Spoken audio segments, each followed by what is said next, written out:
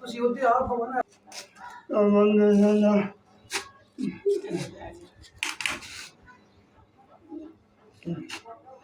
अस्सलाम वालेकुम। मेरा नाम साहिदा है। मेरे वालिद साहब बीमार हैं। मैं बेवार होता, मैं बड़ी मुश्किल ना साम रही हूँ अपने वालिद साहब। तो मेरी कोई हो सकती हेल्प कर। तो अम्मी मेरी पहले फौत हो गई ना, मैं आपे की बुरी तो बैठी हूँ अपने वालिद साहब ने सामने।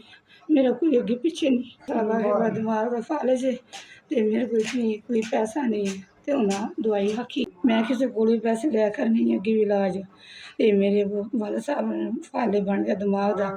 तो डॉक्टर ने दसिया भी इन्ने पैसे लगते हैं। मेरे को अपने बू वास्ते इलाज होए पैसे नहीं है और मेरे को कोई आसरा नहीं। अल्लाह का आसरा तो बुरा आसरा है मेरे को।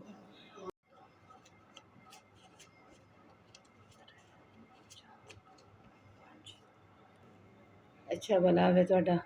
मैं अपने अब्बू की दवाई लवांगी जे तुस पैसे गल्ले तुहाडी बड़ी बड़ी मेहरबानी। तुहाडा गल्लेआ 5000 रुपया गल्लेआ बड़ा मेहरबानी है तुहाडी। शुक्रिया तुहाडा। ते मैं अपने अब्बू की दवाई करां दी तुहानू दुआवां देवां दी।